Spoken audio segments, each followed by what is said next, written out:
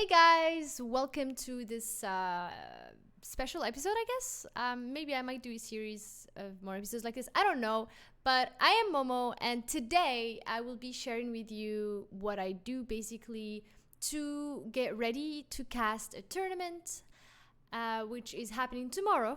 So I'm just gonna get ready today and tomorrow morning to cast it. It's a League of Legends women tournament, which is I'm very excited for due to tomorrow being Women's Day to celebrate. So it's gonna be very fun. And usually I love girls tournaments because you get to discover new talents, and I don't know, the girls really try hard and do their best to show their talents. It's going to be also for fun because I know that these are not actual teams. It's only two teams, 5 girls versus 5 girls that just got together. So it will be a refreshing, type of competition. And yeah, I will take you with me on how basically I get prepared. The last time I casted League of Legends tournament was last year for the finals of Girl Gamer. So it's been a while since I casted League of Legends specifically. So, and with the new season, new patch that just got out today, I need to get myself up to date, and I will show you how I do that. So, I have a very traditional approach when getting ready. I usually don't use Google Document or Drive to write things down. I usually type them, using a pen and a paper. So first thing first is I stalk the players, who are the participants, and I try to create a storyline. Even though it's just one best of three, I think you can always find a story in it, especially if the players know each other. So that's what I do first, is basically stalk the players, know their history. Did they ever face each other before? Did they ever play with each other in a team? Did they ever play in a professional team or not? Their experience, is this their ever first tournament? And basically by getting those informations, you can create a storyline over this. For example, one of the participants in this tournament is Maddie, and Maddie is a friend of mine that I know is a pro player, and she played a lot professionally and with teams. She's a main AD carry, and I know she's also played AD carry in this tournament, so that helps a lot. Just this person can help me create a whole story, about them. Like now I have at least a point to talk about during the cast outside of the game, because I think it's very, like, one of the tricks about casting is always having those fillers in case something goes wrong, because you have to be ready. And this happens a lot, like there's always like technical difficulties, we have to go to pause, and it's gonna be awkward if you have nothing to talk about and you just repeat yourself. So that's why I try to have as many key points as I can that I can always use in case my brain goes blank and I don't know what to say, or in case there is a technical difficulty or a pause or whatever. So that's why, for me, I try to get prepared as much as possible, gather as many information as I can. So in case anything goes wrong, I know what I can say, For the second point is general knowledge about League of Legends, which is something I would say is not my strongest suit for now, because I tend to just spam solo queue. So I know the champions I'm playing against, the champions I'm playing, but I'm currently not watching a lot of pro play, so I don't really know the strategies and what's happening. Like, I know what's strong when it comes to the meta, but mainly in solo queue, which is not enough. And that's why I have to do my research now and check what the teams are playing, which honestly for this specific case is not that relevant, because these are not really professional players, and of course I'm not waiting for them to be. So usually the picks are probably going to be comfort picks and not meta picks. So that's why I should focus on and check what the girls are playing, their champions. As you can see, I mean, for this team just now, we have 2 mid laners and 2 AD carries and 1 support. So whoever is going to play top lane in jungle is autofill. So probably they're going to play the most comfortable champions and not the most strongest champions in the meta. So you have to, keep that in mind. And by that, you low-key narrow the amount of champions that are most likely going to be picked or banned, which is going to help you analyze the game. And I personally, I know this is not, like a lot of casters might disagree with me, but for me, I really like to get the names correctly for the spells, okay? Like, for me, it's important to know the name of things. So, and it shows how, deep of a knowledge you have of the game. Not necessarily, but it's a plus. For me, it's a plus, Instead of saying Morgana's ult, you say Soul Shackles. Or Morgana's shield, you say Black Shield. So that's another thing, because I don't play a lot of champions. I mainly play AD carries and supports. I don't know about the other champion's abilities name. And that's something I need to revise. Genuinely, like, yes, it is studying. You have to study League of Legends. And so on, it will go with the new changes. As I said, there's a new patch literally today, and they're going to be playing in this new patch, so I have to go and check. 1 second. Like, as you can see here, there is a whole new patch. They're going to be playing in patch 14.5. There is a lot of nerfs, and I'm so happy Senna is finally nerfed. And TF was literally my nightmare. But yeah, I need to check the adjustments, the items, what happened. And also, because again, I didn't cast since last season, there has been a lot of changes that I need to be 100% up to date with. Specifically the items, like I'm very up to date when it comes to map changes, objectives, all of that. But the items, not so much, unless it affects my lane, which is bot lane. I need to see what's happening in the top lane, what's happening in the jungle. And yeah, basically, I would say this is 90% of the preparations to cast the game. You don't really know, for now, you don't really need to go so much into details, but eventually you do, especially if you want to be a great caster, which is something I'm aiming for. But for now, I will do as much as I can to,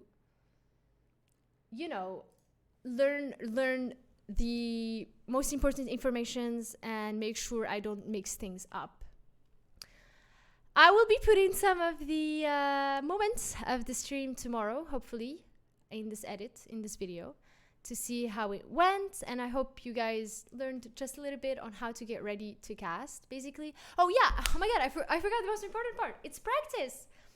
How do I practice? Now, after I get all this data, after I learn the abilities, the name of the abilities of certain champions that I forgot their names, the items and all of that, the players, the storylines, I try to cast. I take any game, my game or an LPL game, but I prefer to take an LPL game or an LCK or any game, LEC, that preferably this new patch, but I don't think I will find that. It's fine, it could be last patch. Something that is already casted, okay. And in English, because I'm gonna be casting in English, so it's important to me to hear the cast in English, because if I was casting in Arabic, then I will just go and watch Arabian League and see what they're talking about and how they're talking and all of that to get inspiration. So yeah, I will go watch a game and mute the casters and try to cast on my own and see the points I talked about, and then hear the casters and see if we talked about the same points or I was completely off. Maybe I was focusing on something that wasn't that relevant as much as they were talking about. Because sometimes, you have to learn from the best. And that's why usually I go for like LPL or LCK. I really liked LPL cast, by the way. So yeah, basically that's how I get ready, and I try to practice on my own. I'm the color caster for this one. I never really got the courage to go for play-by-play. I might try eventually, but I don't feel that confident yet for play-by-play. I feel like I need to learn much more regarding focusing on all the, like, when there's like a team fight, I kind of have a hard time noticing everything that's happening and talking about it at the same time, because things happen so fast that it needs training. It just needs training. I genuinely think you can achieve everything with the right amount of time put and effort, but obviously it comes easier for some than others. And it comes easier for me, to host and talk to people than to cast a play-by-play. So that's why I prefer color casting than play-by-play. But yeah, I'll do my best. I'll let you know how it goes tomorrow, and we'll put some clips of it here. And I hope you guys enjoyed this video. And if you have any questions, please let me know. I would love to help you. If you're just starting your journey as a caster or a talent in general, let me know. And yeah, thanks for watching. What do you think is gonna happen today? All right, so I am a stalker, and I've stalked all of the Okay. teams. Okay, it is looking like it's gonna be a very interesting best of three. I want you to know that Karak buddies have been practicing flex Yeah, together. I know. Okay, they have been practicing, and Maddie's KDA is a bit scary. Honestly, if I was in Killer Queen's team, I would look out for Maddie. Probably ban 580 carries. No, I'm just kidding. But you gotta, look out from her, because she's been doing like 35 and dying like 3 times or something on Yeah. flex. So yeah, she's scary, and as you mentioned, she is the most experienced player we have today in this tournament. But we shouldn't forget about Moki and other players as well, because Moki also has professional experience as a pro player. So I'm really looking forward to see the level and what the girls are cooking for us. Happening here, double kill for Catastrophic Blue, and that was definitely a catastrophic dive from Karakbadi's side. What are you doing? Definitely, this was worth it for Killer Queens. Varus secures a double kill here and has a shutdown on him right now. Maddie still didn't die, but again, that was truly not the right decision to do. And now, Kane secures the Void grabs. So not only they lost two to Varus, but they also lost the grabbies. Well, she could have just tried to contest. Finally, they've hit level 6, and this is the kind of lane that level 6 matters a lot. You're talking about Varus Leona, right? Exactly. But on the other hand, Kane is securing the other Void Grabs, which is going to give them 6, which is going to invoke the Mites and going to make it easier for them to take the towers. I'm really confused here on, do they feel like they just don't need the Void Grabs? Because they didn't even try to contest them at all. Instead, they're more focusing on the towers. Maybe their priority is to get the soul first and just push with it and just end game. Is Lucian going to be able to take the kill on the MF? Yes, he will be able to. And again, it's just the same scenario from last game. Just this time, it's with worse champions that can actually bully much more the lane. Yeah, that's unfortunate, and it's also every jungler's dream to have a lane dominating this hard. You can just take Drake whenever you want to. Infernal Drake has been yoinked away by Sylvari Flames. The bubbles from Nami are just perfect. I think so far she did not miss a single bubble. The synergy between these two in the bot lane is just perfect. Because let's say, like Maddie's incredible, yes, but because she has this amazing support who's able to support her and lend her abilities, and that's what makes it so easy for her. As an AD carry main, when you have a bad support, you genuinely have such a hard time playing the lane. But when you have a good support, it's just GG's. Double kill, Rakan is down. Sejuani is the revenge kill from Caramelita, but is that enough to stop this onslaught of kills? Maddie gets the quadra, looks for the penta, but finally she falls. She tried too hard to get that, but instead it's gonna be a triple kill. Zozo Legend with a beautiful flash. Wait, anything else you wanna say? Can I say something? Yes. Yes. Kirk buddies were great, but I want to give a huge shout out to Candy Cane, because I genuinely feel like she did her best. I genuinely feel like she really tried her best to win this, and you can feel it in her gameplay, but she couldn't, she couldn't, because in the end of the day, if all the lanes are losing, can you do much as a jungler? Not really. I mean, not really. We saw Sylvari Flames. Well, she's just like, happy Women's Day to you as well. Thank you. Yeah, I hope you enjoyed the vibes. How was it? It was great. I love casting mediocre system. You know that. And this is really great. I really missed casting in general, and any event, that supports women, especially that today is Women's Day. And I wish it a happy day for all the women out there. It is not easy, but yeah, cheers to being a woman, right?